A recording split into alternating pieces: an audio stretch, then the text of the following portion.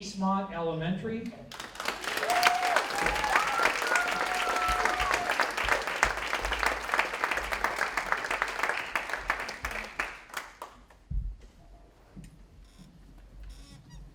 The coach is Michael Van Tyne.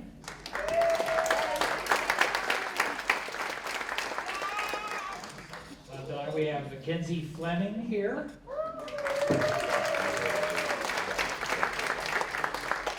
Savannah Barber.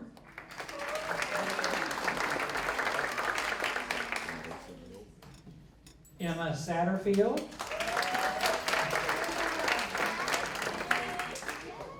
Nicholas Young.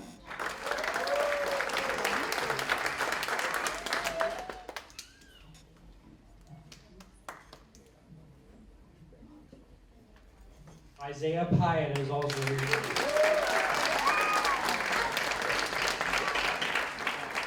Now Dayton will introduce the 7 and 8 winners.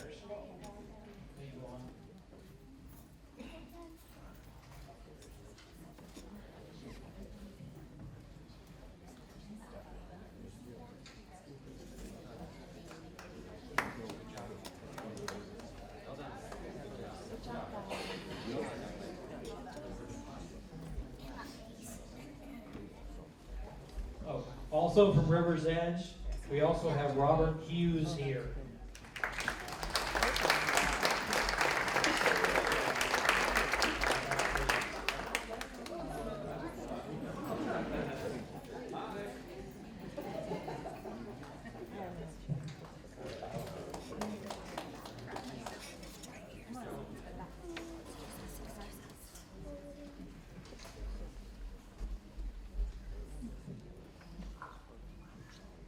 My name is Dana Darling, and I'm going to present the winners for the Math Olympics 7-8 teams.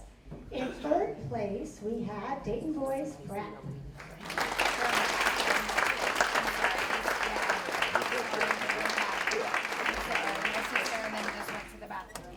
In second place, in the 7-8 division, we had Wright Brothers Middle School.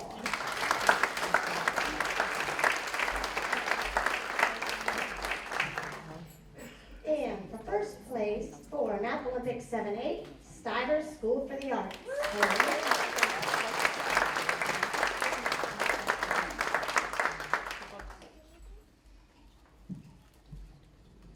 For the coaches for Stivers, we have Aaron Niesonger and Douglas Richard.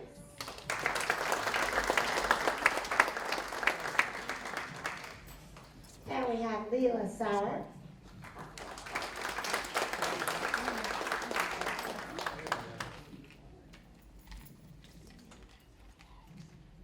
We have Kendall Todd from Stivers.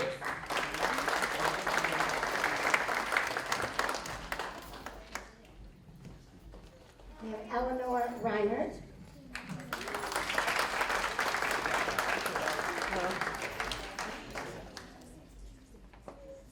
Atlantis Thompson.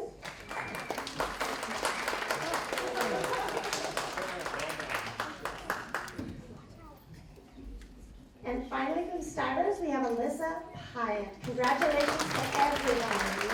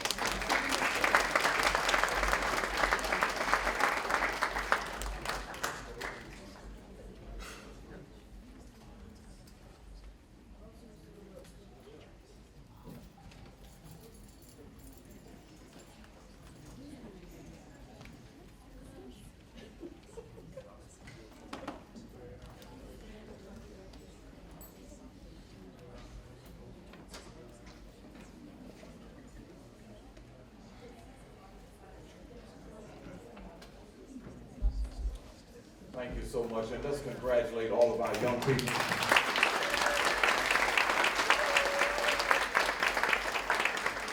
At this time, we will have a presentation from third grade Marshall, and I'm going to ask Board Member Reiner to introduce them. Thank you, President Harris. I had the opportunity to be attending a Gem City Market meeting last month. And at the meeting, these students were there presenting their greenhouse project at Thurgood Marshall. Seeing as how we have talked in board meetings about establishing greenhouses in the district, I thought it would be relevant for them to share their projects with us. And Mary McKnight is in charge of the program, and I will have her tell us all about their greenhouse project. Thank you.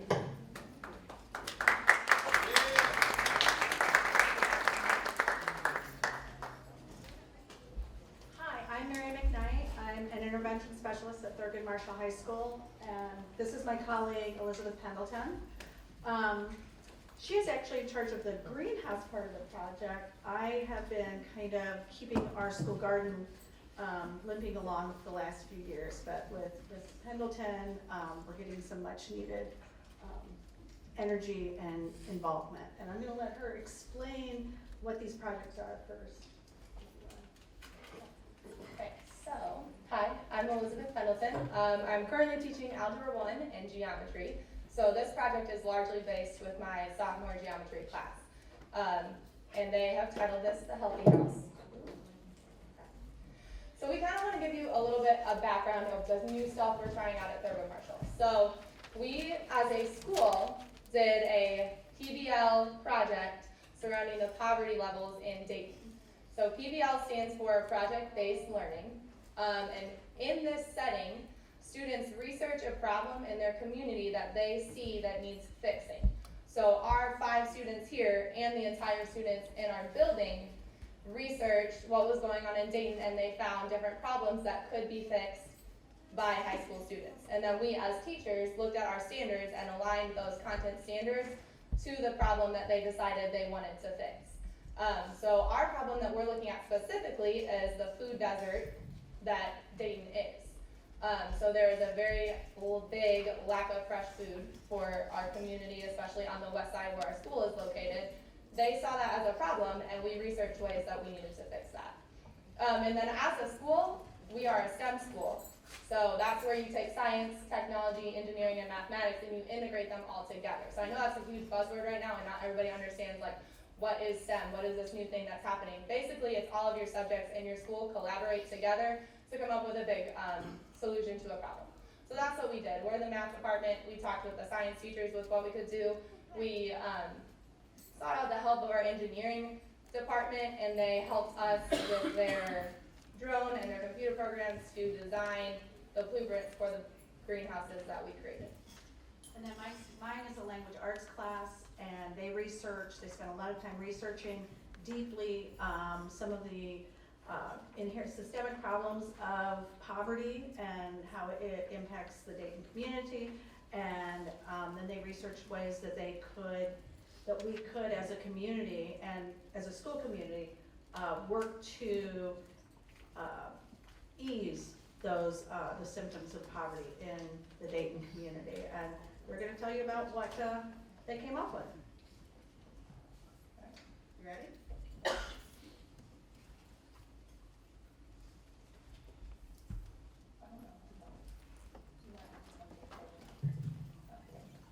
Good evening, my name is Armand McCain, and I'll be explaining what poverty is. Poverty is where people cannot get what they're needed, like such as health care and shelters and certain types of foods and stuff. Our subject is food deserts. Food deserts is where there's a lot of grocery stores that doesn't sell the right foods that we need, like people need and everything. So on this map, I'll let you explain what it is.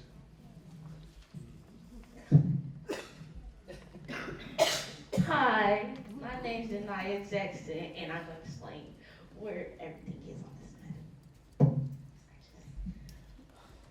map. Okay, so this is Dayton. As you see, there's like no grocery stores. The grocery stores are the pink and the bright green. There's not any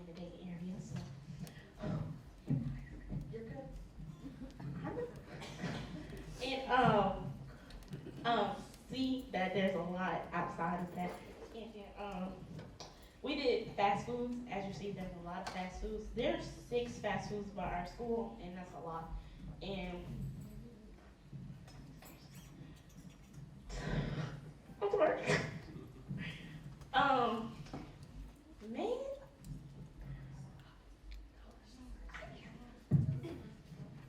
Okay, so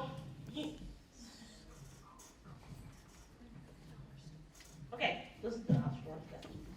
Okay, so there's a lot of dollar stores by, you know, they rather us go to the dollar stores than the grocery stores because it's hard for us to get there because there's, you know, no transportation. And transportation is pretty high. It's like $2, and that'd be a lot going back and forth and all that with all them grocery stores. Going to these outside ones, so can't a lot of people they rather just get something quick instead of like fruits and vegetables and all that. We have a lot of gas stations too, but you know, people don't got cars and stuff like that. That's where they gotta buy their food. So at the, you know, Dollar Tree and Family Dollar, they go get some fast stuff like TV dinners and stuff like that. Not no good vegetables like broccoli. I like broccoli. So I'm done. Yeah.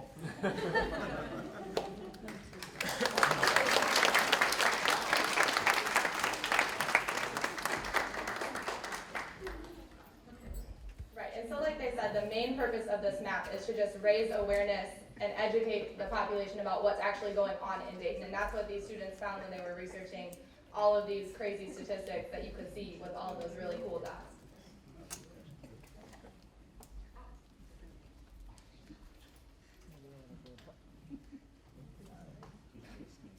Hello, I'm Dynasty George, Mrs. Daisha Jones. We are also from Thurgood Marshall STEM High School.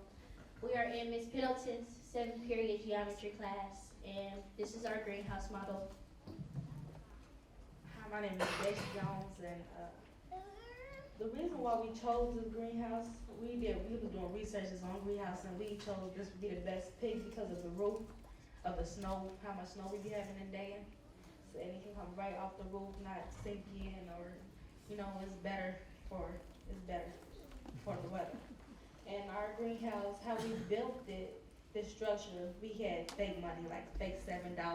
We had to buy the glass, the woods, we had to manage our money, right? So yeah, it taught us responsibility and how to manage our money right and how to be responsible with what we chose to build it. We searched greenhouses to find that this was the best model because of where our school, the way our school is built. So the way that the sun faces this would help our plants grow even in the winter.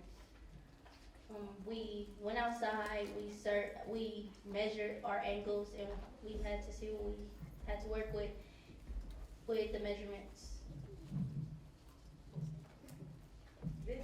These are what we're going to build our greenhouses, like the walls out of.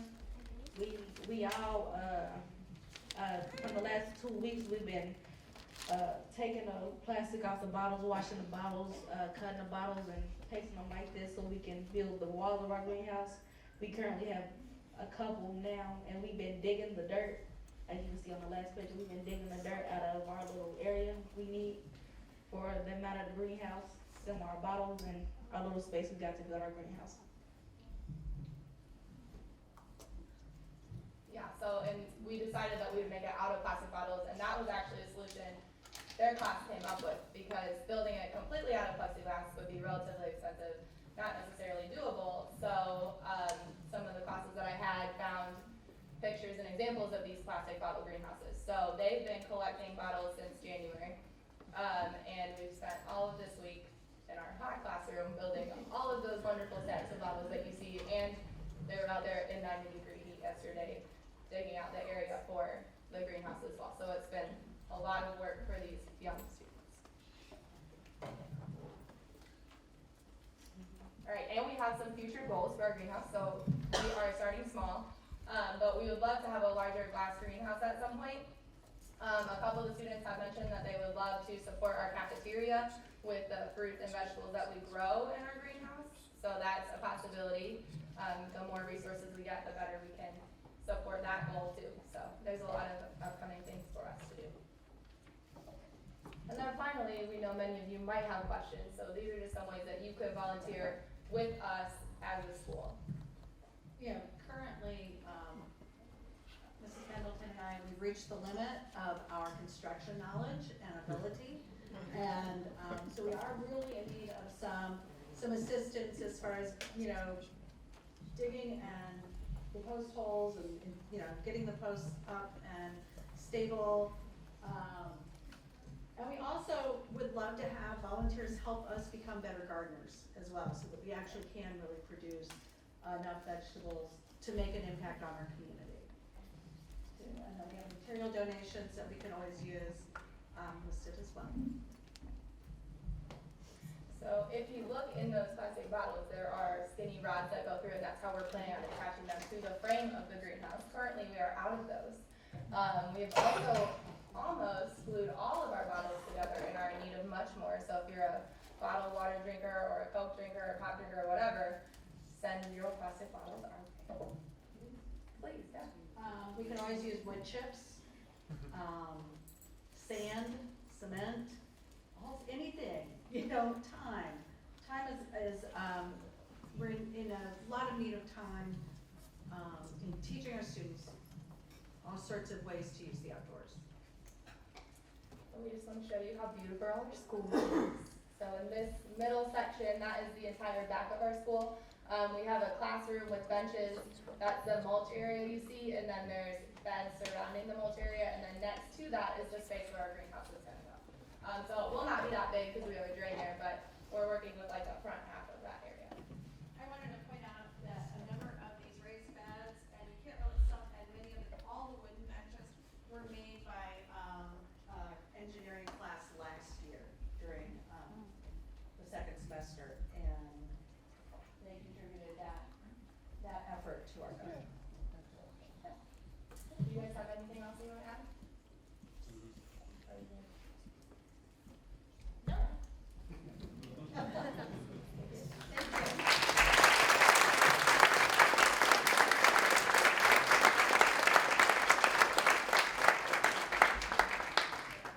Thank you so much, Thurgood Marshall High School, and to our teachers, and especially our students.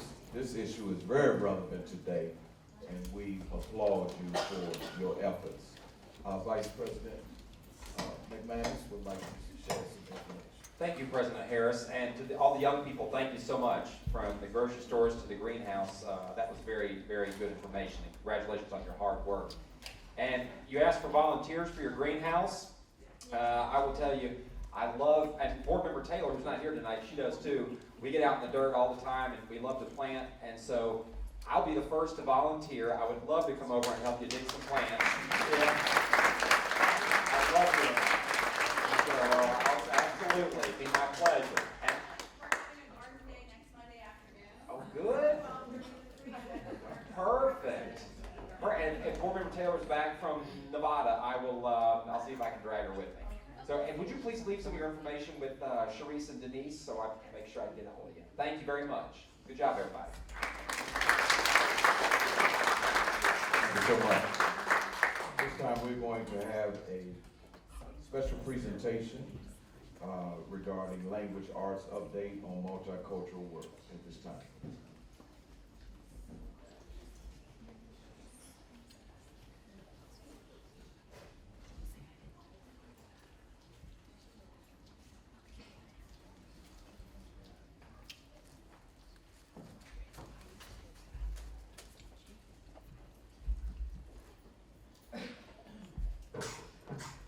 Okay, good evening, everyone. Thank you for having us. My name is Tracy Davis. I'm a teacher leader at Thurgood Marshall, so I'm excited Thurgood Marshall just finished their presentation. Also, I am with my colleague Rachel Murdoch, who's a teacher leader at Stivers, and Crystal Etter, who is a curriculum specialist in our curriculum department. So we just briefly wanted to provide an update for you today around what the district's ongoing efforts in having culturally relevant literacy in our district. And so just wanted to let you know some of the things we have been doing and the intentions as we move forward. So, The presentation is on culturally responsive literacy. And I know you'll hear people mention culture in a variety of terms. And so I thought it was important to have what we would consider the definition of culturally responsive education. And basically it's education that is centered around a young person's culture, their background, their belief center, and allowing them to pull in who they are and engage in the academics that you want them to succeed in. So, Dayton Public Schools has adopted a Marzano instructional framework, I'm sure as many of you know.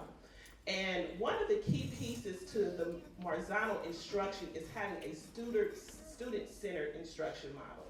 And so in order to be student-centered, the cultural background of students is an essential piece to deal with or adjust to. Okay? And so, literacy and DPS. So how has our literacy been culturally relevant? We have a commitment to professional development for teachers, and we'll talk about that a little bit more. Our adopted reading curriculum promotes cultural awareness.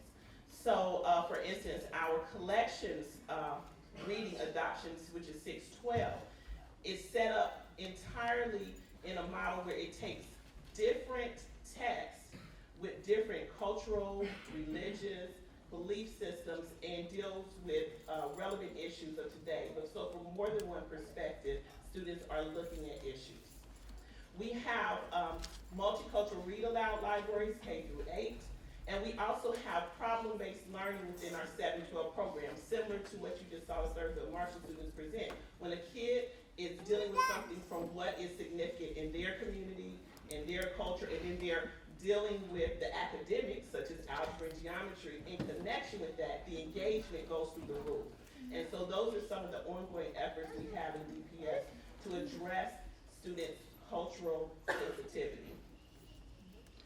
Now, we wanted to mention that in particular, an example of a district-wide initiative that was in response to concerns from the community and parents is the fact that district-wide, the novel Up From Slavery by Booker T. Washington was taught through all 10th graders this year. It was something that was initiated during the third quarter. In the introduction of the unit, it dealt with a little background information historically. So, you know, the students weren't just handed a text and say, read this, answer a couple questions, and you're done. We tried to pull from the standards, give it a historical context, particularly around Reconstruction. So historically, the text dealt with the Reconstruction era. We had students who looked at Booker T. Washington's philosophy in contrast with the philosopher at the time, W.E.B. Du Bois, both of them having different viewpoints on what was the best way to help freed slaves become independent and prosperous in the nation. So at this point, I'm gonna let Rachel take over and talk a little bit more about like the big ideas or the enduring understandings that students were able to tackle, and then what that looked like at each of our high schools as it was implemented. Okay. As Tracy said, this was an initiative that was implemented district-wide, so all 10th graders read Up From Slavery, and they all read it at essentially the same time, which I think was an exciting new thing in Dayton. I like that. That was a unifying experience, I hope, for all of them. Now, as Tracy also said, this opportunity allowed us to maximize our new Marzano instructional framework because we could make it student-centered. So what you see, just some highlights from the big ideas and understandings. Students were able to really take a look at political and social conditions of the time, and you'll see later in some of the student work that they were able to connect that with 21st century. They were also asked to cite incidents from the specific novel, an important reading skill as we continue to work on reading. There were some specific skills that we asked students and teachers to focus on. Let's see if I can see this a little better here. Looking at the creation of personae, of a mask, of that public and private image, distinguishing between public self and private self, explaining the concept of a primary source. The Booker T. Washington autobiography was a perfect opportunity for that, and the opportunity to initiate some research. Now, we saw lots of great things at our high schools, and I'm just going to highlight a few of those. Okay, at Belmont High School, they implemented in January and February. That's common for all our buildings. I thought one of the nicest things they did at Belmont was they asked students to create analysis questions based on the text using some OST verbs. So not only did they read and relate to the text, they were also able to prepare for high-stakes testing using the text. At Dunbar, they were also very successful in their implementation. They found that students were very passionate in their response to Washington's argument. That generated a lot of discussion about slave labor and what that really means. This was a common thread too. Students enjoyed the choice of assignments. It gave them more ownership of their learning. And they have some plans for next year to pair it with another text with Frederick Douglass. Meadowdale High School spent a lot of time annotating the text, another reading strategy to engage students in it. They focused a lot on that introduction and that comparison between Du Bois and Booker T. Washington. Ponitz also enjoyed the choice of project, and we have a student sample there, a very nice representation of an analysis of the work. Something similar from Stivers, who also did an analysis of the work, starting with the introduction, the comparison between Washington and Du Bois, and then continuing with a mini research project that gave students background on some additional cultural knowledge, like the Hampton Institute, the Ku Klux Klan, the conversion of Nathan Bedford Forrest, okay, so that they added to their knowledge base.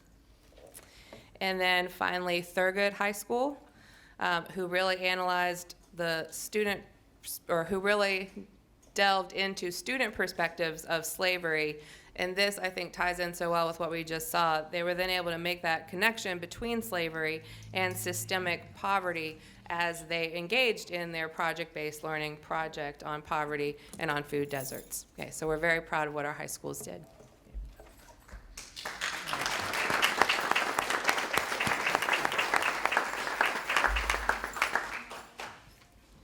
Good evening, Superintendent, Board President, board members, guests. I'm just going to touch base and wrap things up briefly with what we do culturally and responsibly with our students in grades K-8.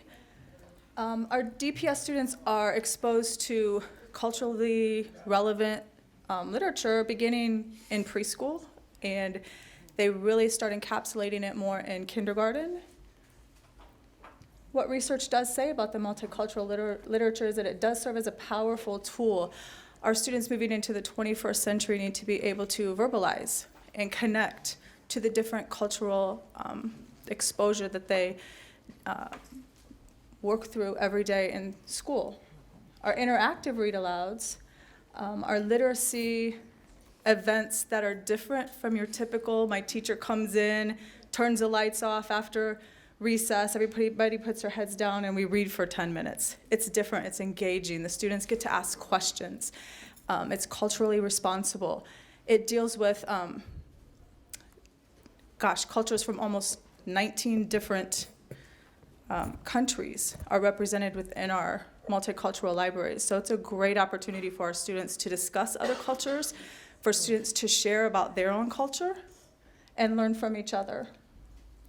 Our multicultural interactive read-aloud libraries are from grades K through 8. There are 30 titles in each one of these libraries, and I brought a sample of an 8th grade library if you'd like to look through at the end of the meeting, or if there happens to be a break. Teachers read aloud one title every day for about 3 or 4 weeks until they're finished. And it's included in every grade level ELA pacing guide. I'm going to show you a sample of that so you can see how it's aligned to our core curriculum and the Ohio Learning Standards.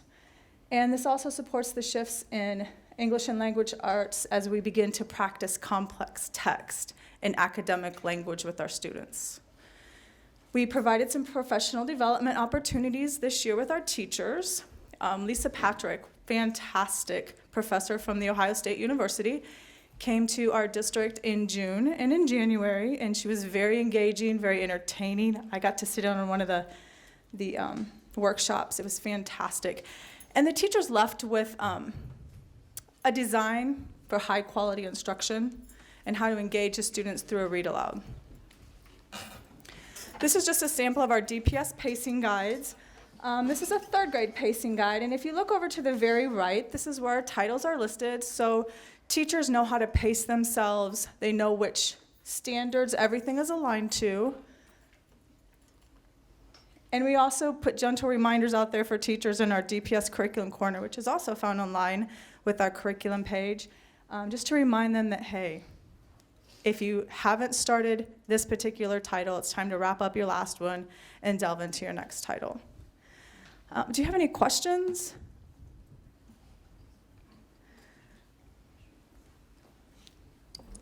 Okay, thank you so much for listening. Oh, I'm sorry, you had to have a question, yes. For the high schoolers, is it in the library or? Well, our high school has a lot of multicultural opportunities within their core curriculum. It's called collections, so they have, oh gosh, how many novels do they have available to choose from? Hundreds and hundreds and hundreds of them. In fact, I believe in our high school core curriculum, there's almost 63 different cultures represented just through those titles. Our multicultural libraries that are in K-8 have 19 different cultures represented, so it's a nice variety for kids. Not all of our kids are from Slovakia. You know, we have some kids from Armenia, we have some kids from China, so all of those cultures are represented. I was asking, like, where do they go to get the book? Well, some of them are online, so they can access their accounts online, and then they also have novels as well. I'll let Tracy. You're talking about the Up From Slavery book or any? Or any of the cultures? Yeah, they will go to their high school library. We have a library that's open and we have a librarian there. At school?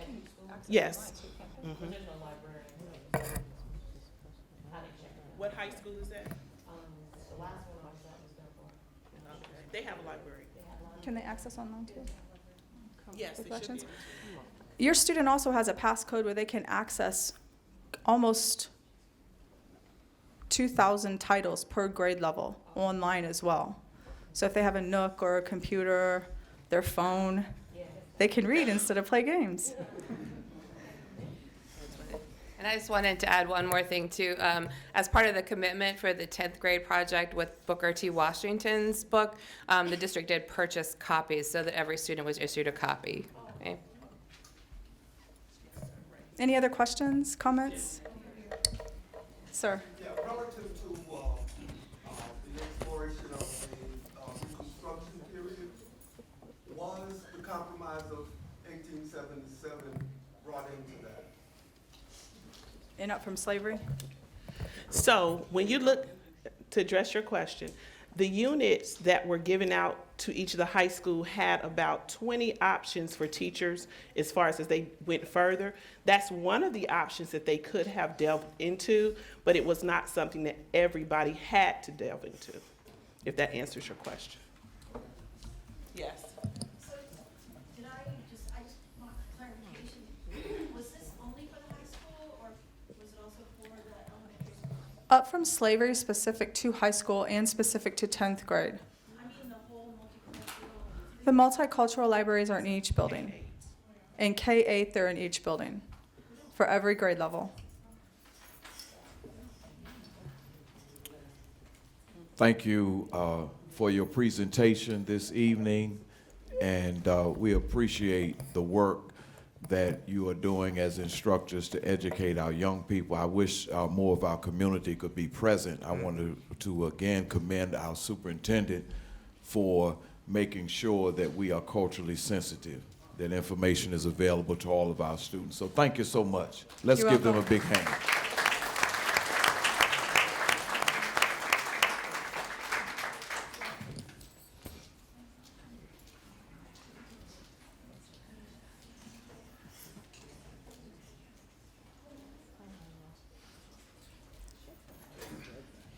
Do we have any of our bargaining units present that would like to share at this time?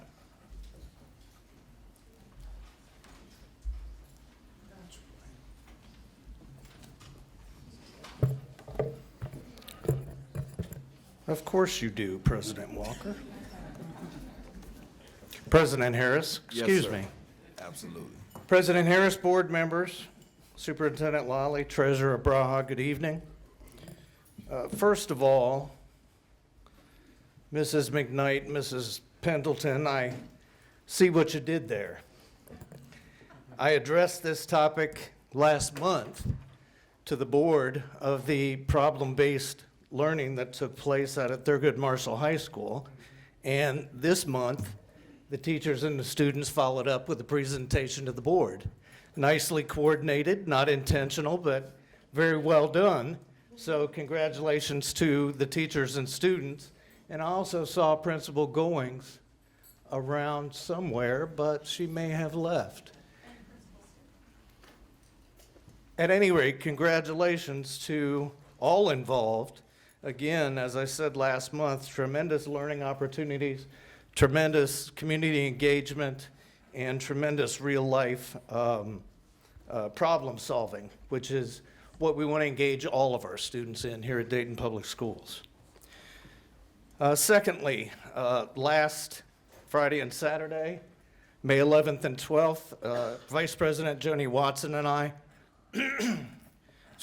traveled to Columbus with about 12 of our colleagues from DPS to participate in the state's largest Democratic gathering, the OEA Representative Assembly, where we conducted the business of the state teachers union over a 2-day period of time, electing a new secretary treasurer.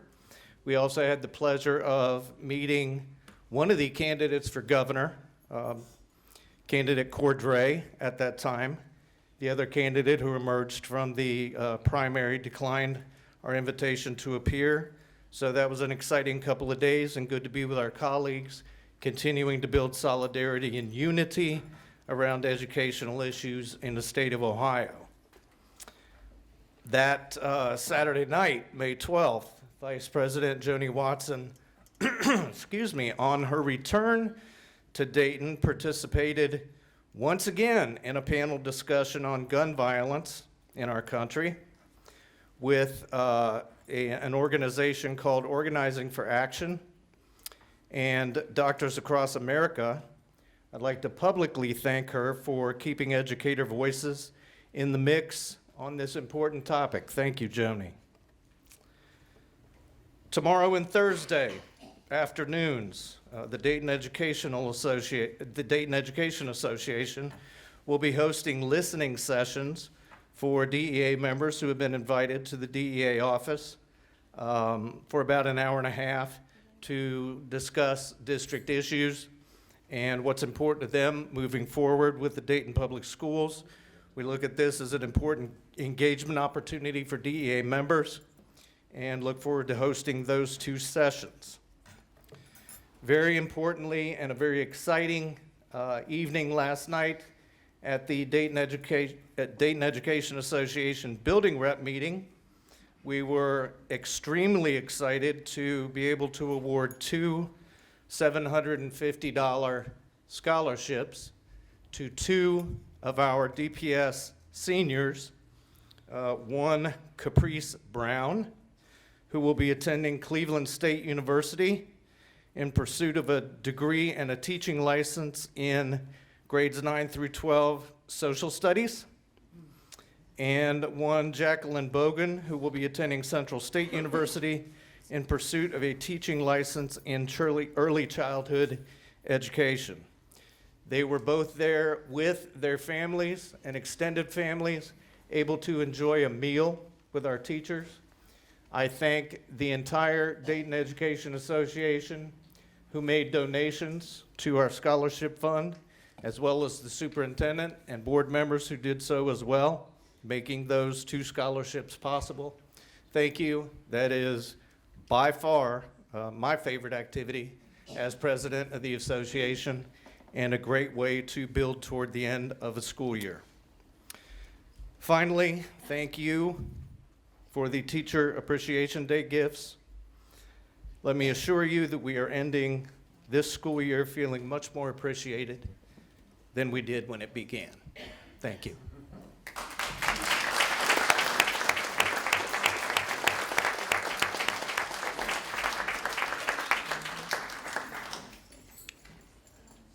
Are there any other bargaining units present that would like to speak at this time?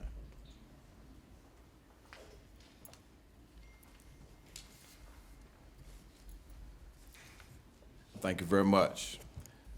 The public is invited to attend board meetings, and individuals are given a designated time to express viewpoints during the public hearing portion of the meeting. Anyone wishing to address the Board of Education during the hearing of the public portion of the board meeting will comply with the following rules. Number one, complete a request form prior to the hearing of the public and submit it to the public information officer. Two, when called upon, identify yourself and state your reason for addressing the board. Three, address the board as a whole through the president and not board members individually. Four, materials for distribution to the board are handed to the treasurer.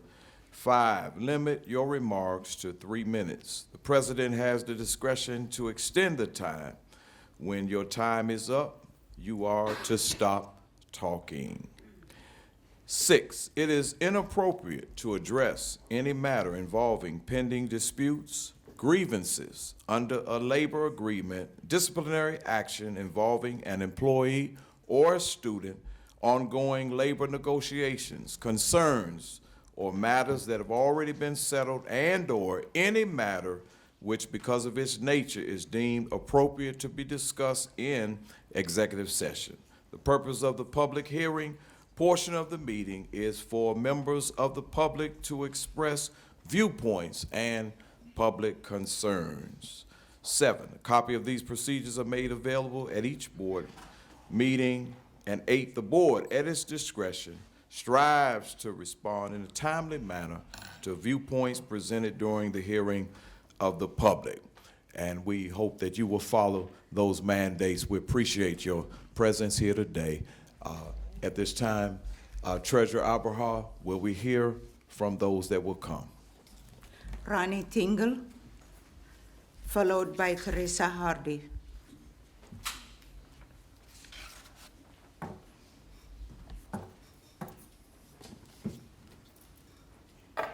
Hello, everyone. I'm Ronnie Tingle.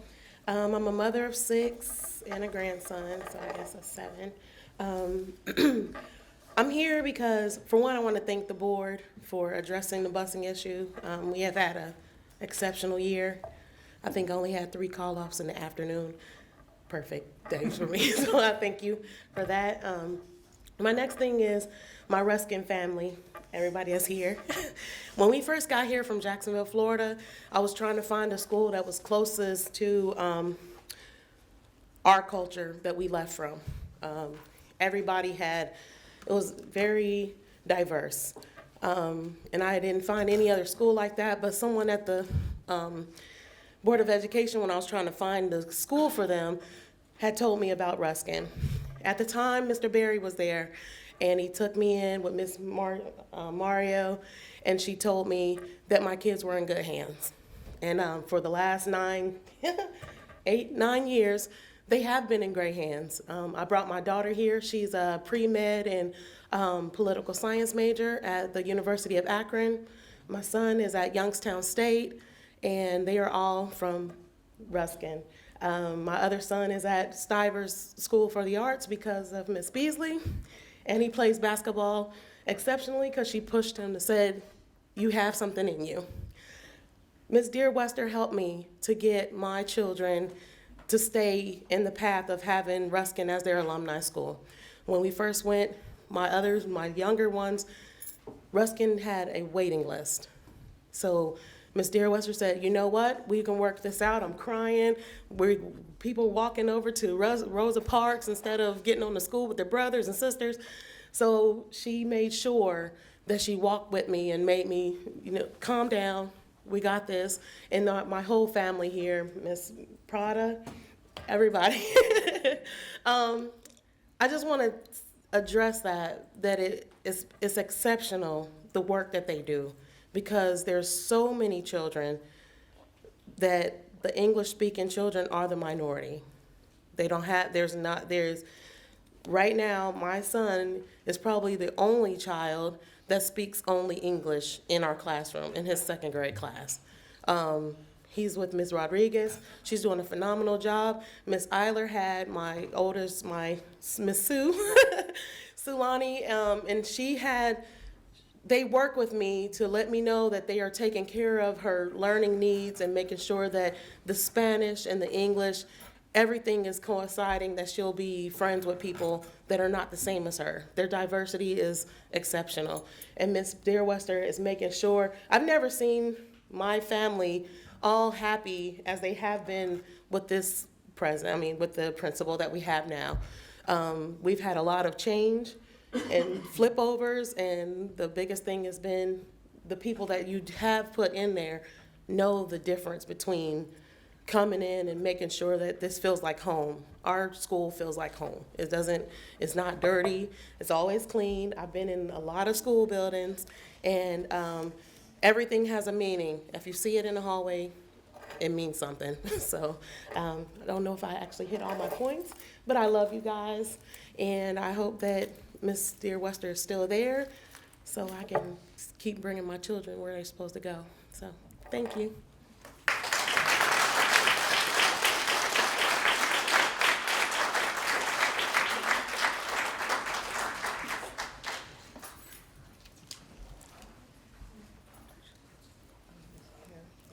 Hello.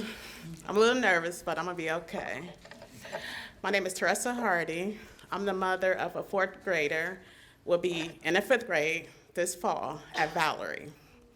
We had a meeting earlier this year about the change of going to Meadowdale. And I was told that everybody would be going to Meadowdale starting in the fall. Then I found out that Ms. Schaefer and Ms. Garrett would not be attending Valerie in the fall. And I think as a mom and as a parent of my daughter, I thought about sending her to different schools. If I would send her to Charity Adams, that's not a good option for her. We know from everybody, from receptions, the nurse, the lunch, the teachers. I mean, she's been there since preschool, and I think they do a darn good job there. And it would be nice to have all the staff move over to Meadowdale. And I know they said change and all that, because I'm dealing with the change from Good Sam to Five Rivers, where I'm at now. So I know about all the changes, you know, what happens and everything. Now I'm dealing with the change with Valerie. So I think it would just be easier for the parents, for the student, for the teachers, that everyone would go so we can have another successful year at Valerie. Thank you.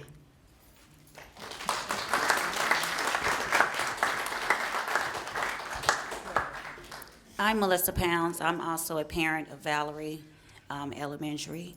I wanted to speak on the issue with the support staff not going over to Meadowdale. When we were talked to as a group, as Ms. Hardy said, we were told that everybody was going over. I just wanted to address the board and let you guys know that, well, of course, we know that that's not happening at this point, but my thing is that the support staff is very, very important to the school being successful like it is. Meadowdale staff might be very good. The support staff may be very good at their jobs. The only thing that I'm concerned about is that the students are the main concern. Having new people in the office that they have to deal with or interact on a daily basis, and it's new people, the kids may not respond well with that. So my concern is that it would be very hard for a child to adjust to change when they have been for so many years used to the same support staff. Mr. Patrick, maintenance, the kitchen crew, the front secretaries. I think it'd be a mistake not to bring over our entire staff. I don't know, it's just kind of hard dealing with, change. I understand change, But if we really want what's best for these children, we will leave our whole staff in place. So, thank you.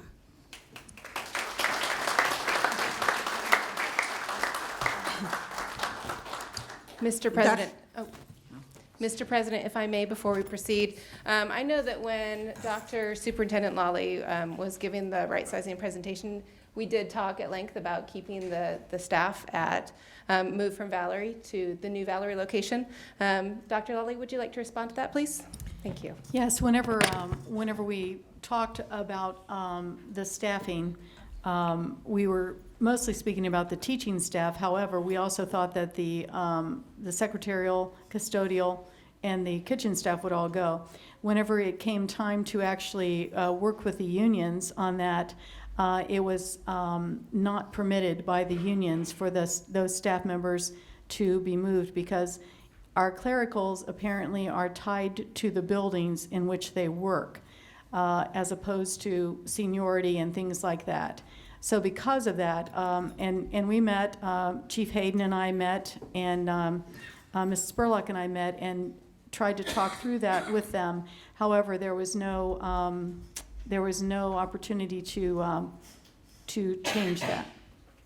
And we can't have 4 secretaries, and we can't have 4 custodial staff members, and we can't have 8 kitchen staff in that building. So because of the way that the contract is written for those different unions, we were unable to do that. And that it's unfortunate for us, but we tried. Thank you, Dr. Lawley, and thank you, Mr. President. Yes. Ms. Aberhart, you have others? Yes, Dachshund Cook, followed by Sarni Bensman.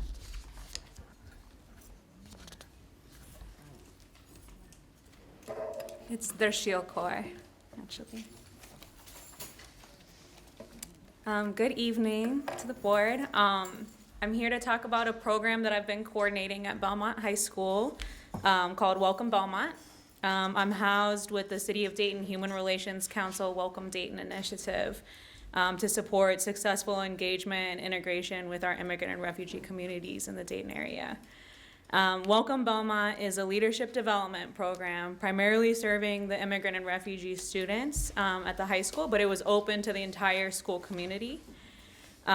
We celebrated our year with a party last week, and a couple board members were at the party, as well as thank you to Reverend Harris, your church, for donating a lot of gifts, as well as Karen.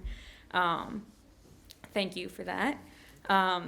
Based on the evaluations that the students filled out at the end of each meeting, we served over 50 students coming from over 10 different countries and speaking 9 to 10 different languages amongst them. We discussed issues such as cultural and personal identity, how we create culture as well as participate in culture, setting goals, bullying, and connecting across differences, and how to build a community where everyone feels welcome. The program was beneficial to the students as well as to teachers and the broader community. For students, they were able to see themselves as leaders or at least potential leaders. Through open mic events, an opportunity to speak to middle school students at Wright Brothers, and public speaking through leading our final party last week, they were able to see themselves as students with something to offer and as people with value. For young people who are oftentimes seen as outsiders or less than for their English abilities, this is a really big deal for them. They were also able to participate in community service projects, such as volunteering at Westwood Elementary's Trunk or Treat program, volunteering at DeSoto Bass After School program West Dayton Strong, picking up trash in the Westwood neighborhood and at the high school, and more. They were able to break through negative stereotypes and see the resilience and pride of the communities that they engaged with. They were also able to give back to the city and do their part in making our city great. The students often talked about feelings of belonging, feelings of family and comfort, as well as opportunities to build social connections with their peers and their teachers and community members who volunteered with us. Building social connections and bonds is valuable to strengthening social capital, especially for newcomers into the area. I'll close with one of the most impactful statements from our end-of-year evaluation. When asked what they learned about themselves over the year of participating in Welcome Belmont, one student said, "I learned I have more wisdom than I thought."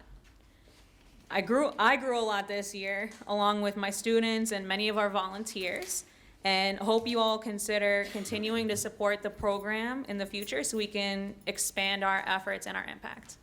Thanks. Thank you so much.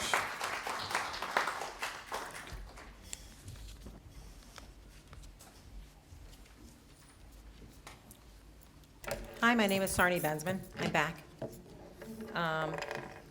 I come every month, and I had no idea that you weren't going to answer questions, but I do want to thank Ms. Reinhardt for actually asking a question, because then that clarifies for the rest of the people that are listening online or here exactly what it is that the problem was. So now that it's clarified, we understand why staff wasn't been able to go. So that's something I think we really need to look at. I know we have board policy and board rules and regulations, but I think we also need to look at what those are so that these public meetings become more relevant and more informative. Because if we just come and talk and then we don't get any response, then there's nobody's learning anything. And then rumors go around and things get misconstrued and misunderstood. So if we can just be very clear in letting people know. So I'm gonna leave my name and number and all that kind of stuff. So when I ask a question, I'd really love to hear back an answer, because I'm here asking a question because I don't know, and I want to know, and I want to be informed. I'm a public school employee for Dayton Public Schools. I live on the west side on purpose. I purposely purchased the house there. I could have purchased it anywhere, but I purposely live on the west side and teach where I teach because that's the people I want to serve. That being said, I'm looking at some of our money that's going out. It looks like we have a $65,000 increase in legal, another $158,000 increase in another legal situation. Bus parts are $25,000, another increase of about $92,000 in ESC information. These are more increases from last month's increase. So last month I said we had approximately about $300,000 in increases. Now this month we have another $300,000 in increase. It's not a sustainable situation that I think we're in. So unless we're getting more grant money, unless we're getting more title money, unless we're getting more money to support this, we're going to be in the hole. So it's a concern, because I don't want monies pulled from my school that support my school to pay for something that isn't going to benefit the children because of some snafu. You know, our courier service was $2,000 extra this year. It's another increase. I mean, like I said, every month there's like a $300,000 increase. I don't know if anybody's noticed that, but I did, and I do. So I bring that to your attention, board, you know, now 3 months in a row, about the increase of money that we put out. We pay out to people, you know, for them to leave. It's just something we cannot sustain. So we just really need to look at that. I also have a question. Are you planning, and this can be a yes or no, a nod, a no, it's okay. Are you planning to have the executive session right after we're done talking, or are you going to wait and have the executive session later? You can say later or after. Right after? Like yes. Immediately after. Okay, I just need to know that. And the culturally sensitive situation, I think it's great that we have those in our schools. I'm really excited to actually see where that is in our school. But just having the books doesn't make us culturally sensitive. So we need to now take the next step as to how do we use that. The high school did one thing with Booker T. But that's really not enough, because that's just one situation. We have so many different cultures now in our school. It's just, it's a beautiful thing, and I love it. I absolutely love it. But we do need to like kind of take that next step. How do we actually make it, like we do our STEM, why can't we make that part of our actual school? Why can't our district? Because that's what our district is. So we need to look at that. My time is up. He's doing this. The hook. Thank you.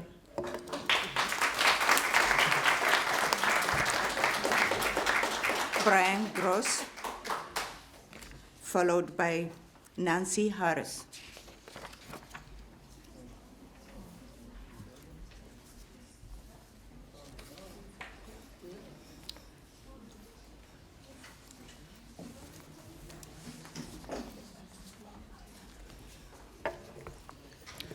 Good evening. I'd like to thank our superintendent, the school board president, school board members, and guests for affording the staff of Wagaman Middle School a few minutes to speak on behalf of our principal, Mr. Carl Perkins. My name is Brian Gross, and I've been a Dayton Public School teacher for 13 years, 12 of those years at Wagaman. During that time, we have changed grade levels from a pre-K to 8 to a 4 to 8, a 5 to 8, and now a 7-8, and I've had a total of 8 principals. From 2011 until 2016, our building has been in a continuous disarray due to the breakdown in those consistencies and relationships.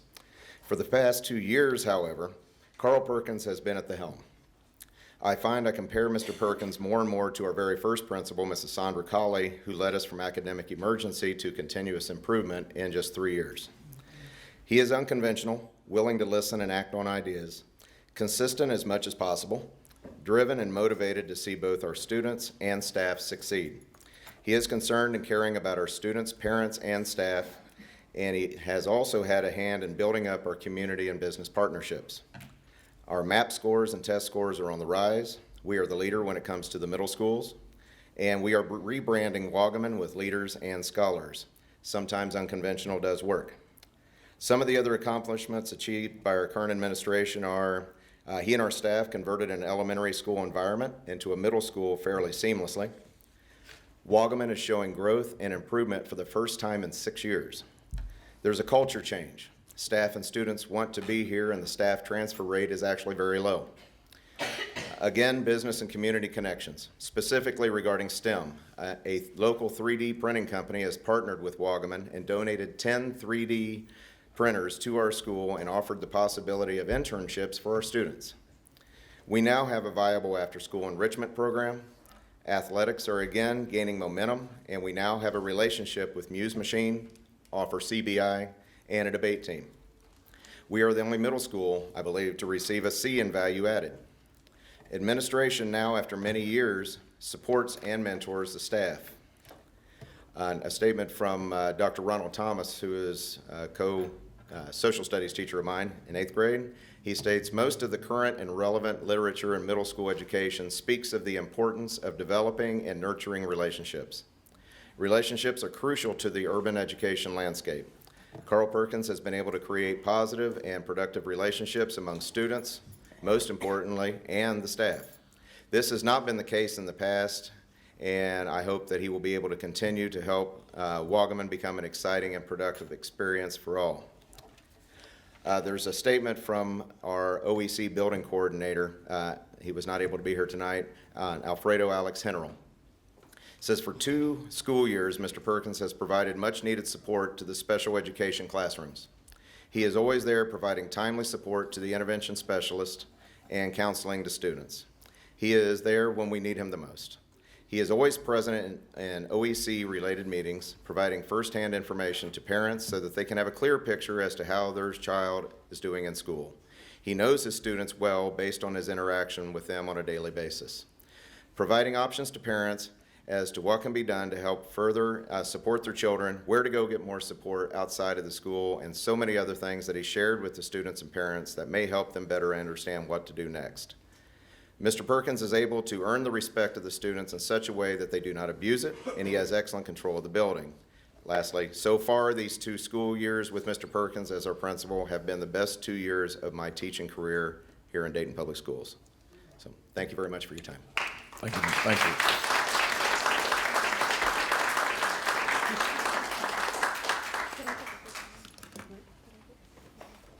Superintendent, Board, and guests. I'm Nancy Harris, and I've been the secretary at Wagaman since the doors opened 13 years ago.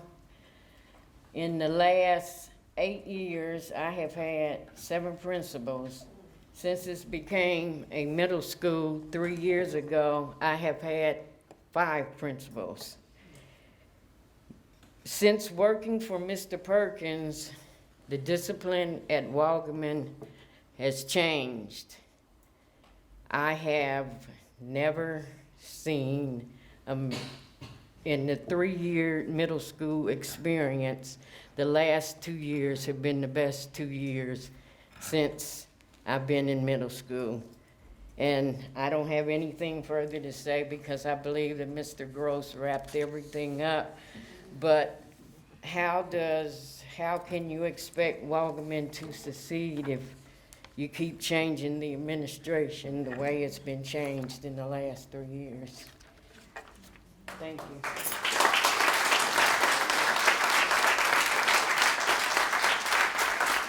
Mandy Williams, followed by Shana Hulin. I don't think they heard. Treasurer Aberha, can you repeat that first name? I don't think people caught it. Mandy Williams.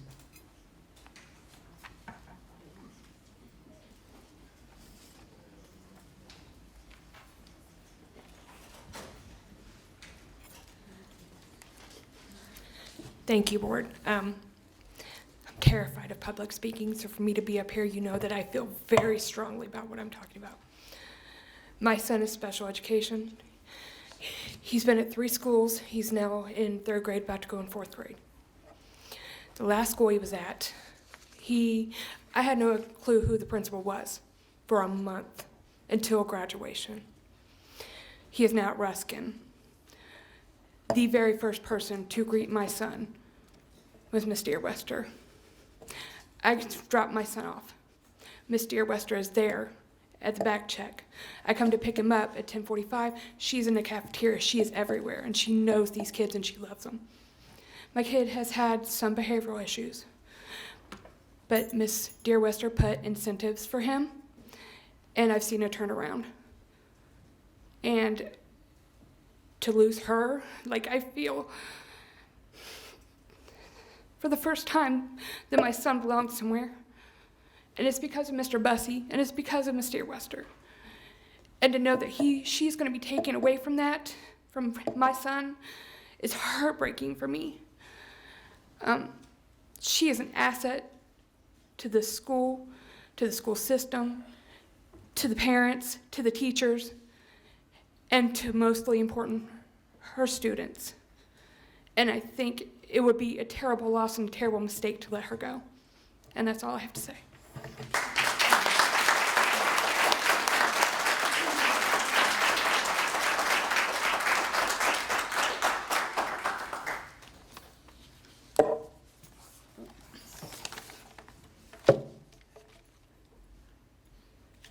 Hi. My name is Shanae Hullum, and I'm a former student of Ruskin and Dunbar, and my siblings go there right now, and I would like to address the board today about their principal and keeping her there and keeping Ruskin the way it is. When I went to Ruskin, I loved Ruskin. Since we were from Florida, Ruskin was kind of the same how it is down there. It's very diverse, and you get to talk to different people and learn different people and stuff like that. My brothers and sisters that go there currently are very small. They've been there since they were in kindergarten, so we've been there for a long time. I go to the University of Akron. I'm in pre-med and stuff like that, and my brothers haven't said anything bad about their principal. They love her. I don't even know her, and I love her. I love anything that my brothers and sisters love. So if they're doing good there, I want them to continue doing well there. And a lot of the parents are very emotional about this. My mom's emotional about this. And I have a comment from one of the parents. She said that, I'm a parent volunteer at Ruskin for 4 years. I have had the pleasure of becoming a part of the staff and having the pleasure of knowing Jennifer Deerwester. She is a great principal for Ruskin and also a great person inside and out. The parents and students are greeted by her every morning, rain or shine. In the morning when the bell rings, the students are in the classroom ready for the pledge and Ruskin mission statement. When all is said and done, she does what she's supposed to do. She goes to her office, she works, she walks around the school, she talks to the students. I can't picture Jennifer Deerwester wearing a dress or high heels every day. I see her wearing something comfortable so she can relate to the students more. She goes around in the halls and makes herself seen throughout the school. There's 567 students and she knows all of their names. I think that's pretty cool. I love that my principal knew my name. She knows when a student's having a bad day and she will say, come on, let's take a walk and talk it out and figure out what's going on, and gets the student back to class. She loves her staff and students, and I can see that, and I haven't even been able to, go back to Ruskin. And that's it. I think that Ruskin doesn't need any more change. I think it should stay the way it is, or you should let it stay how it is for a little while. And also, I would like to say, well, I know you can't point out certain board members, but if everyone seemed engaged when people were up here talking, that would, make everyone think that guys are paying attention and stuff like that.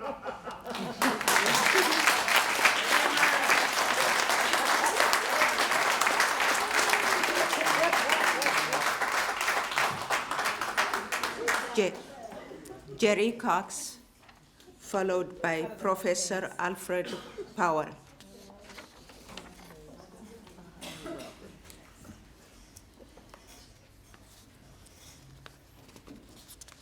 Good evening, distinguished staff, the board.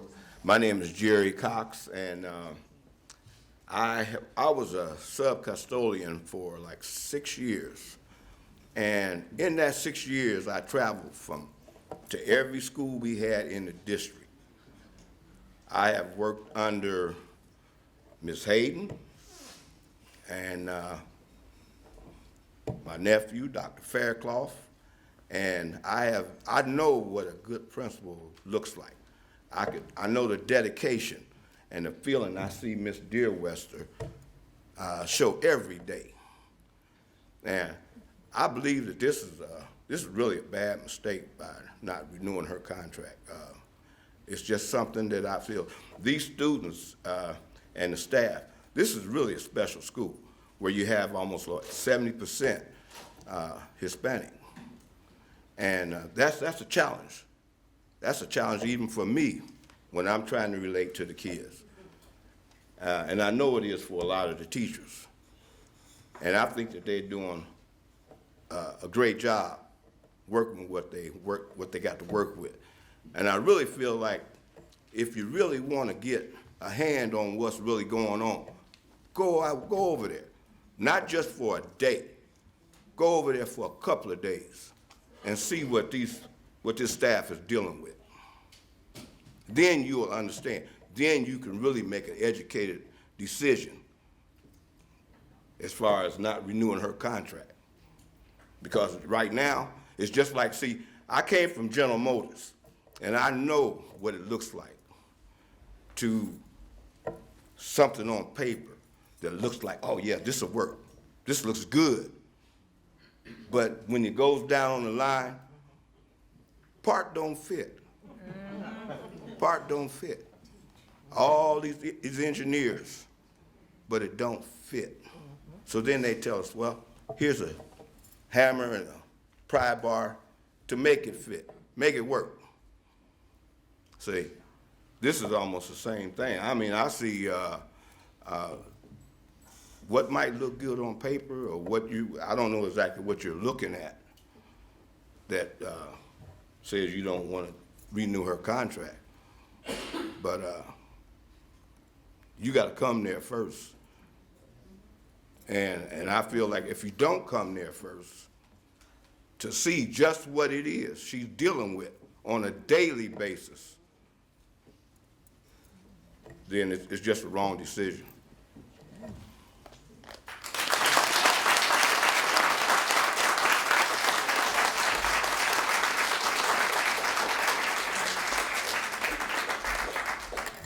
Good evening, Board President and Superintendent.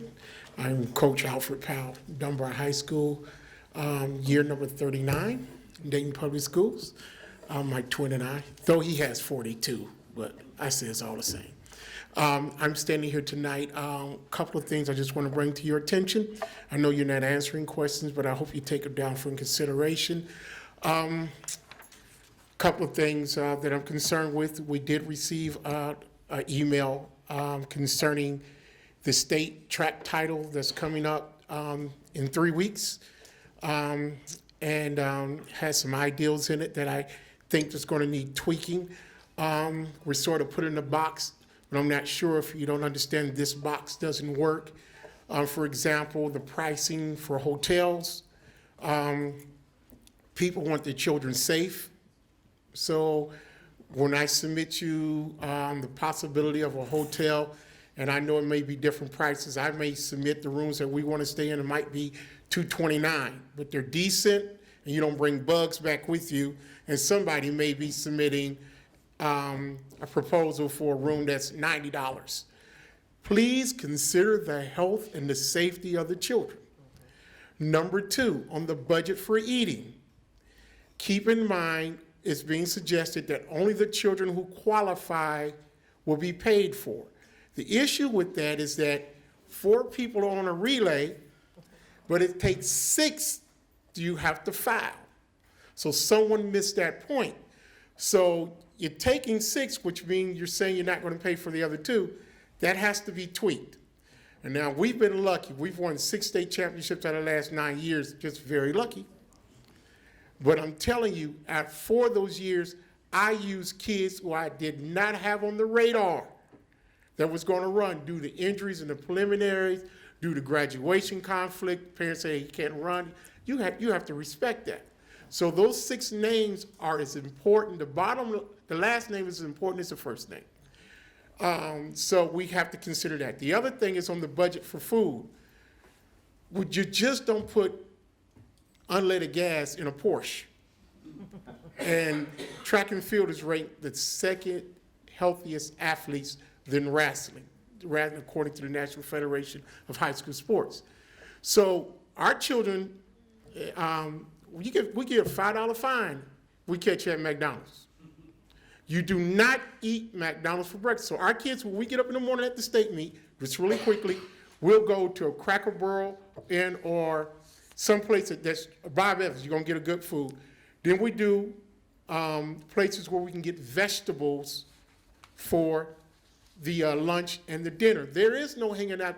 We go to the mall, but you don't go there to get 5 guys. You don't do that. And when the students for Thurgood, they stole my heart about the food deserts.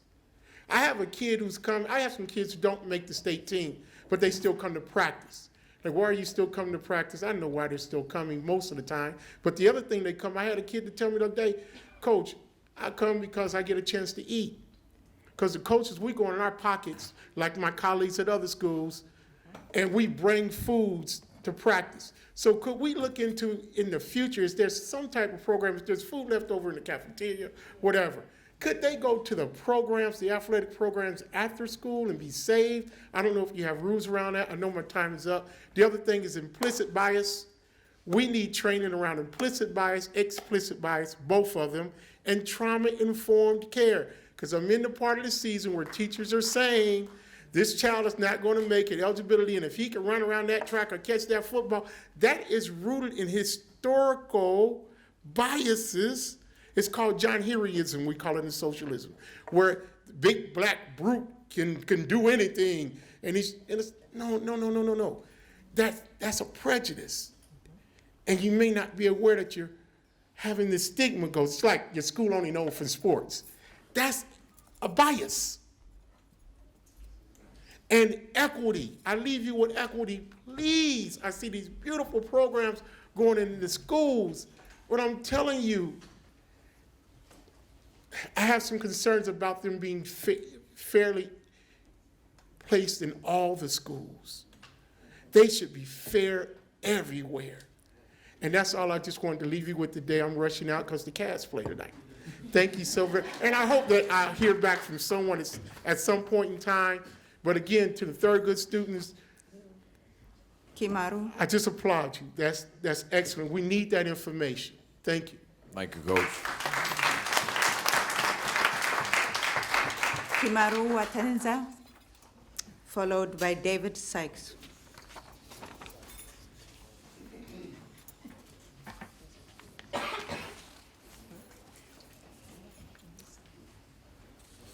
Good evening, everybody.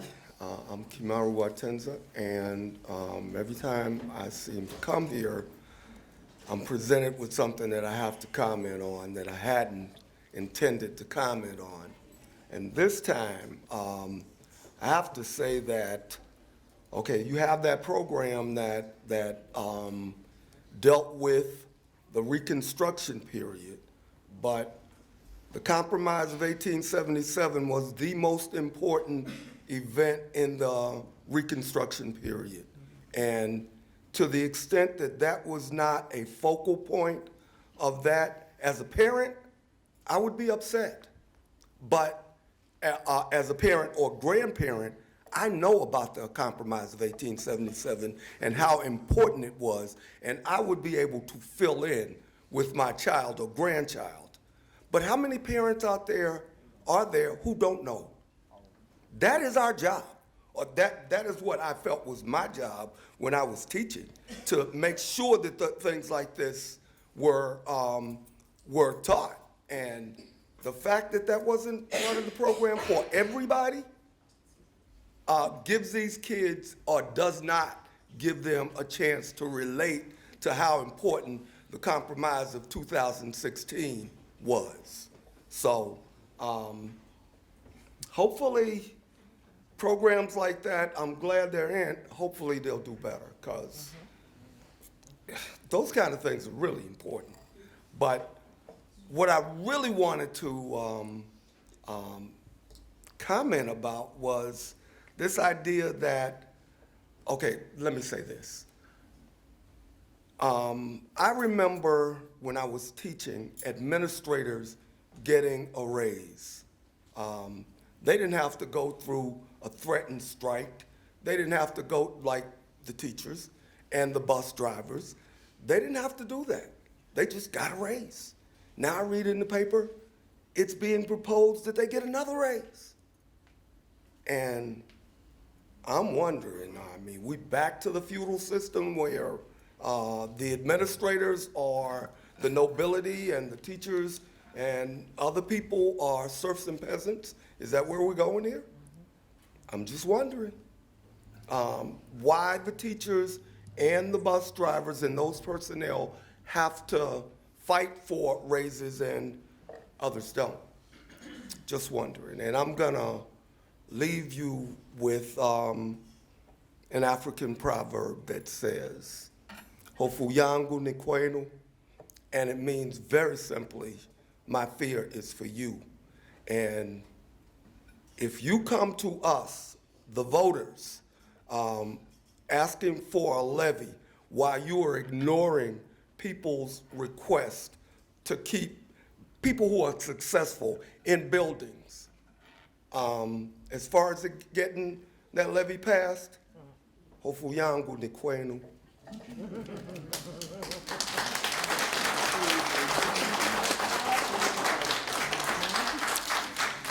David Ezrati, followed by Mr. Yu.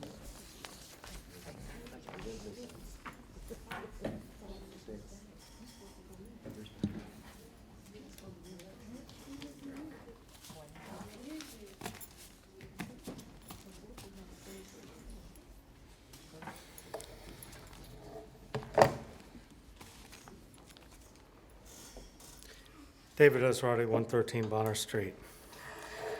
A retroactive raise for administrators and staff, not for performance, not because they did something right, not for retention, just because, well, the teachers and bus drivers got raises.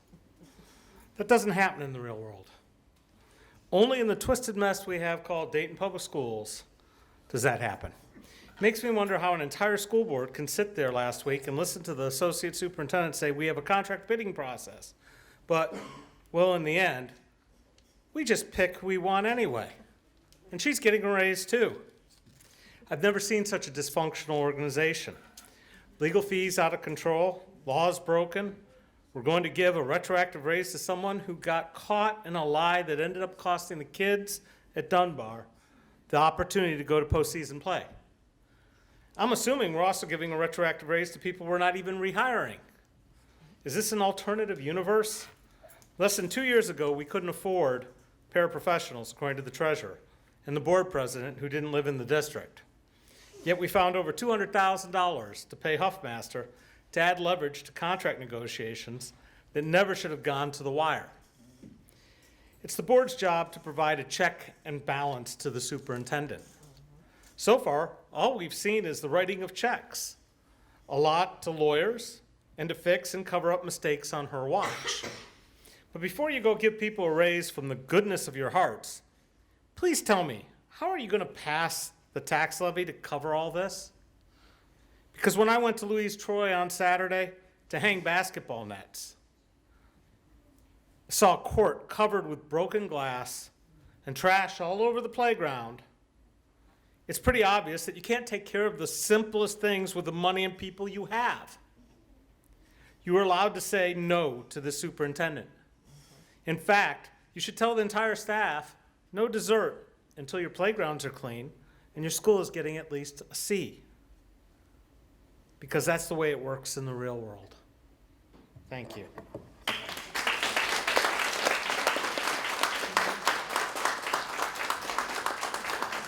Good evening. 2 weeks ago, I was invited to come to Ruskin Elementary by the students, and they offered me to speak here this evening.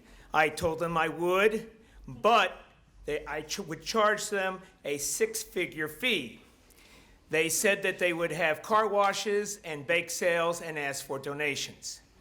Tonight, the Ruskin Elementary students are sitting there praying, and they have their fingers crossed that Jennifer Deerwester will be returning as principal next year at Ruskin Elementary.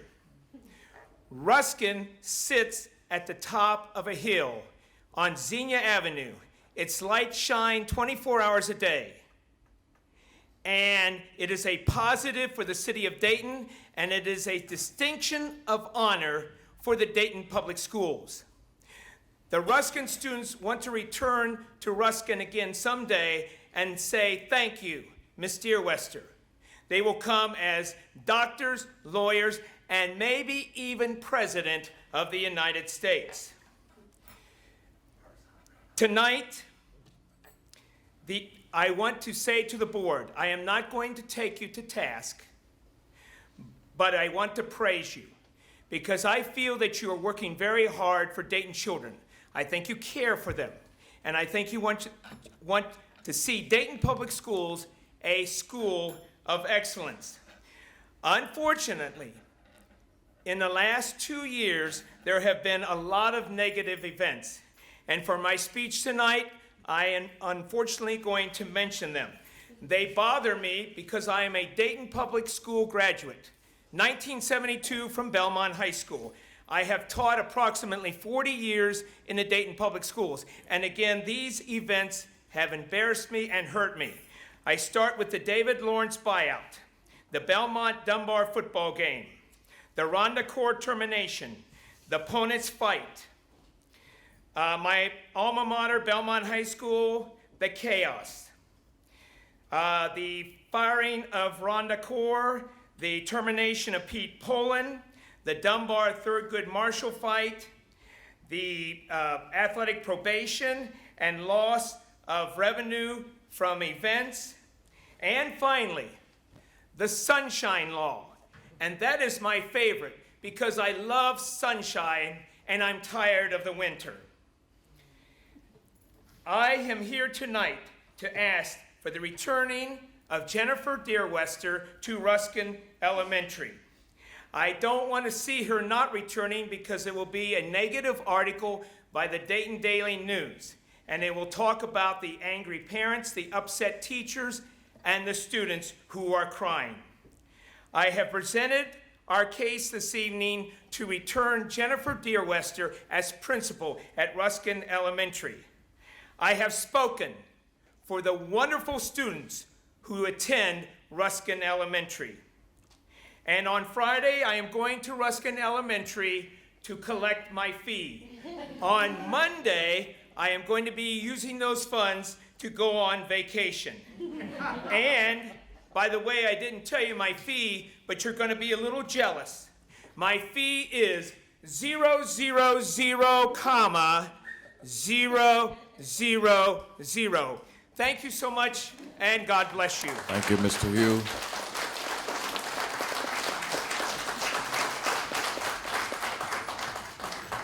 That is all. Treasurer Abraham, do we have a David Sykes? I have a notice for him. He hasn't spoken yet. Yes, I do. Okay. I called him. Yeah, I think the Davids got mixed up. Yeah.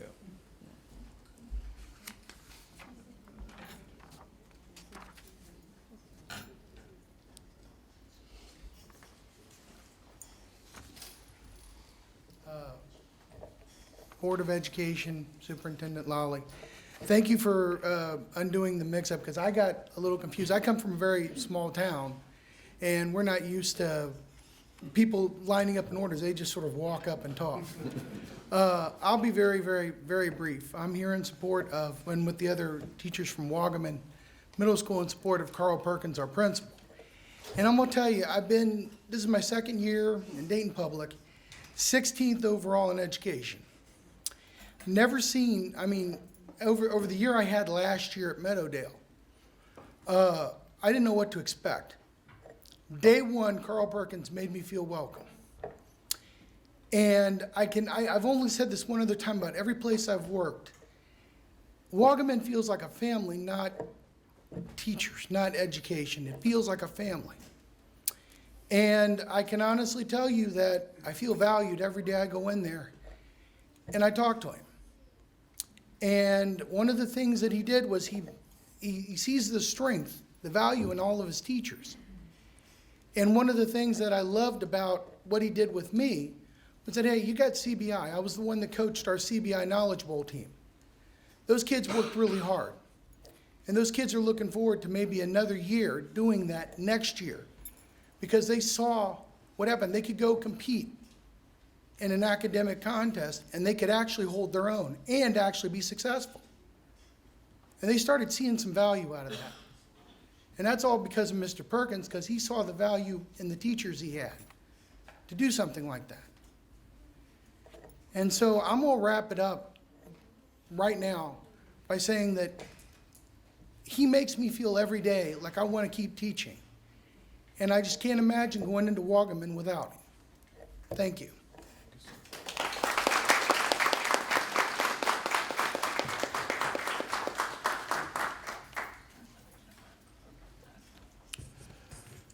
Pursuant to Section 121.22G14 of the Ohio Revised Code, I move that this board go into executive session in the conference room. This meeting is being held to consider the appointment, employment, dismissal, discipline, promotion, demotion, or compensation of a public employee, or the investigation of charges or complaints against a public employee. Is there a second? Second. Properly moved and second. Are we prepared to vote? President Harris, Yes. Mr. Al-Hamdani, Yes. Mr. McManus, Yes. Ms. Reinhardt, Yes. Dr. Walker, Yes. Ms. Wiggany, Yes. 6 yeses. Motion carries. We'll move into executive session. Thank you. It is 6:40. The meeting's been going since 5, and we'll see how long they take.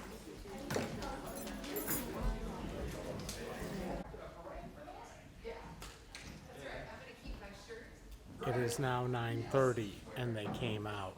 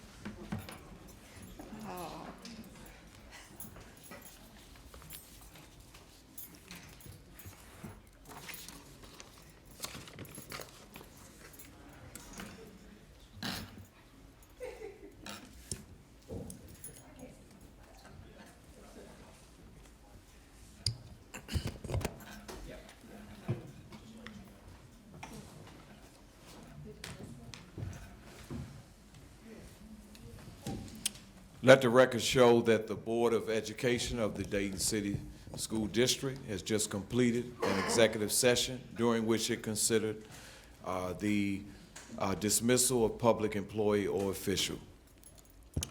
This time we will move back into our session and to our consent agenda. Superintendent's resolutions are first, I believe. Sir. Glasses. There you go.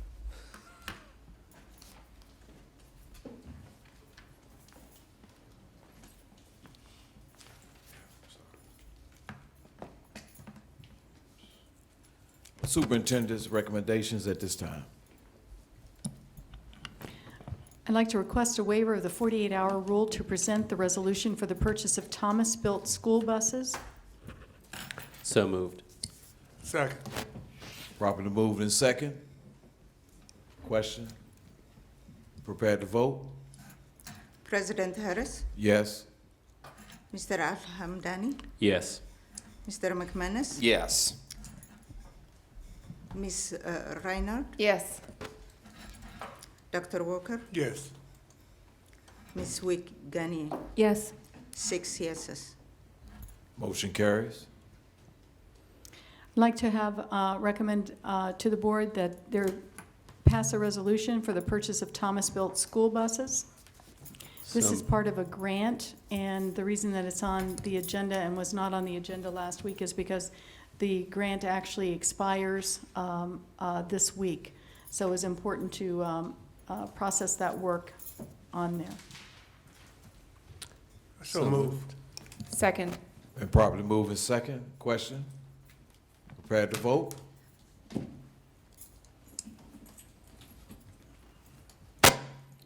President Harris, Yes. Mr. Al-Hamdani, Yes. Mr. McManus, Yes. Ms. Reinhardt, Yes. Dr. Walker, Yes. Ms. Wiegany. Yes. 6 yeses. Motion carries. Thank you. I'd like to recommend that the resolution authorizing an updated salary schedule for the administrators and district support staff be approved. So moved. Second. Questions? No questions. Prepared to vote? President Harris, Yes. Mr. Al-Hamdani, Yes. Mr. McManus, Yes. Ms. Reinhardt, Yes. Dr. Walker, Yes. Ms. Wiegany. Yes. 6 yeses.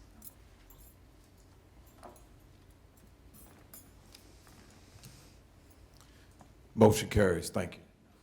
I'd like to recommend the following resolution authorizing membership in the Ohio High School Athletic Association for the 2017-18 school year. It should actually say 2018-19 Yes. school year. Could we amend that? I'd like to recommend approval of the resolution authorizing membership in the Ohio High School Athletic Association for the 2018-19 school year. So moved. Second. Been properly moved and second. Question? Prepared to vote? President Harris, Yes. Mr. Al-Hamdani, Yes. Mr. McManus, Yes. Ms. Reinhardt, Yes. Dr. Walker, Yes. Ms. Wiegany. Yes. 6 yeses. Motion carries. I'd like to recommend the approval of the following resolution authorizing a change in salary schedule for administrators and district support staff. So moved. Second. Been properly moved and second. Question? No questions. Prepared to vote? President Harris, Yes. Mr. Al-Hamdani, Yes. Mr. McManus, Yes. Ms. Reinhardt, Yes. Dr. Walker, Yes. Ms. Wiegany. Yes. 6 yeses. Motion carries. I'd like to recommend the following resolution authorizing professional teacher staff reappointments for the coming school year, 2018-19. So moved. Second. Been properly moved and second. Question on the motion? Prepared to vote? President Harris, Yes.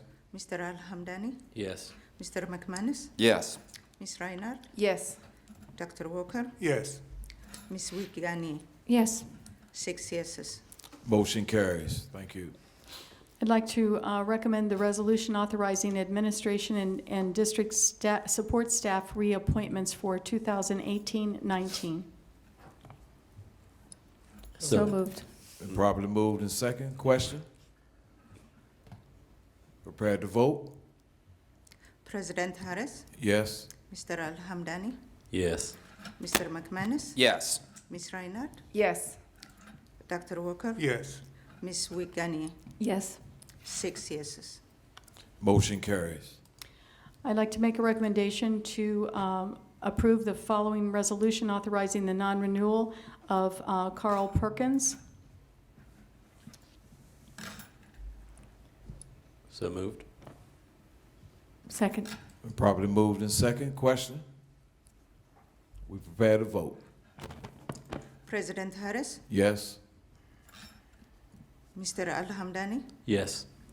Mr. McManus, Yes. Ms. Reinhardt, Yes. Dr. Walker, Yes. Ms. Wiegany. Yes. 6 yeses. Motion carries. I'd like to request approval of a resolution authorizing the non-renewal of Dion Sampson. Superintendent, will we table that motion? I move that we table that recommendation at this time. I'd like to second the motion. Been properly moved and second to table. Any questions?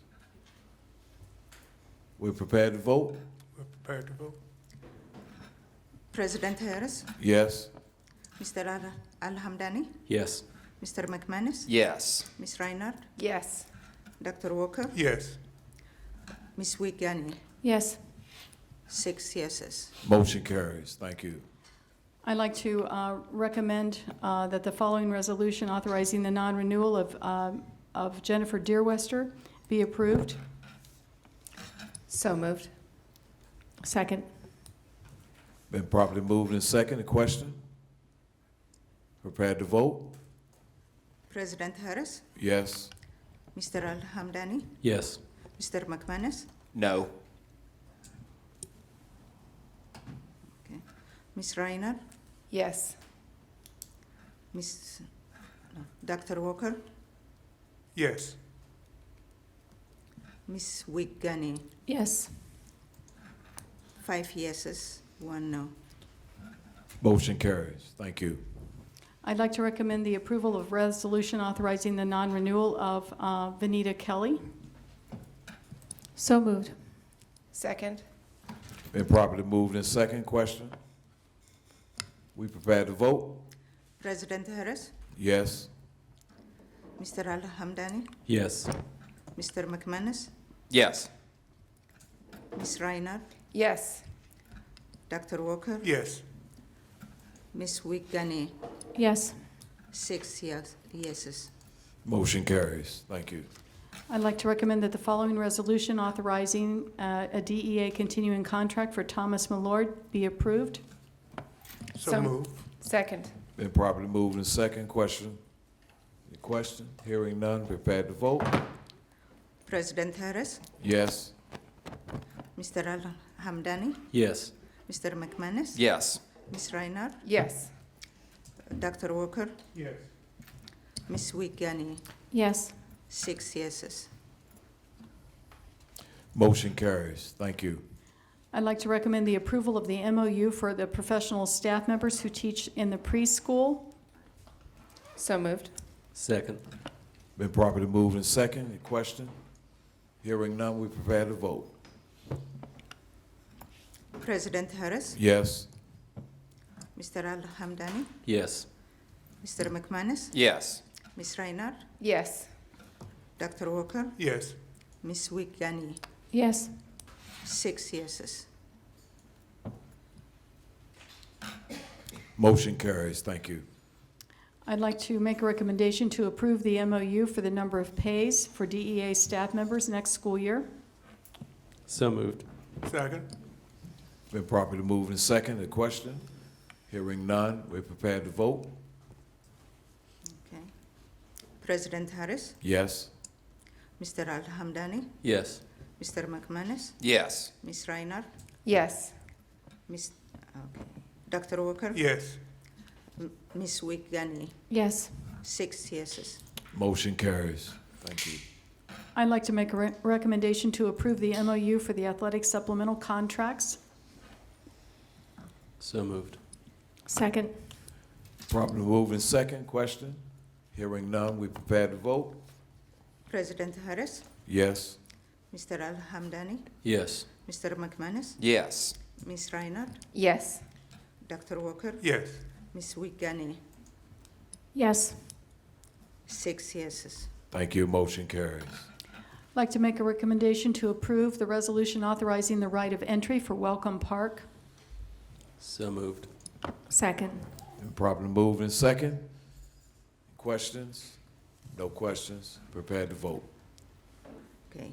President Harris, Yes. Mr. Al-Hamdani, Yes. Mr. McManus, Yes. Ms. Reinhardt, Yes. Dr. Walker? Yes. Ms. Wiegany? Yes. 6 yeses.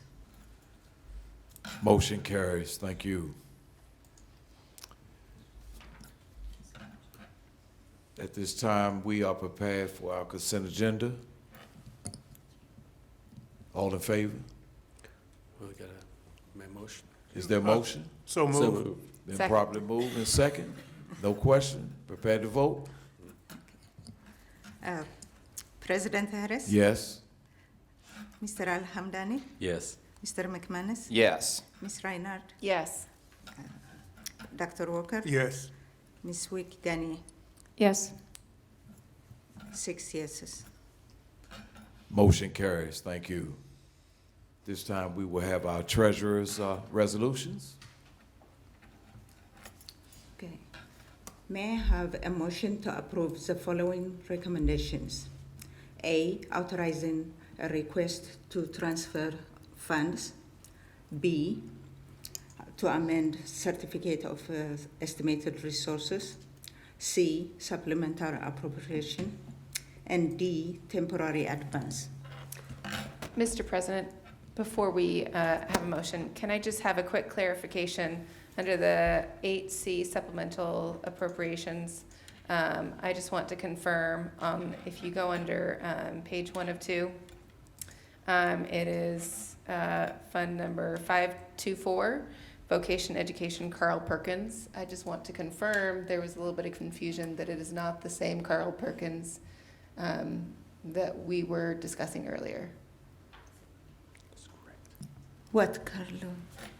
That is a grant fund. I just want you to publicly confirm it's not the same Carl Perkins. Oh, this is a fund which is our grant fund. Yes. Yeah. Yes, it is not. Okay. It's not. I just wanted you to clarify for the public. Thank you. Oh, okay. Thank you, Thank Mr. you. President. Thank you. Are we prepared?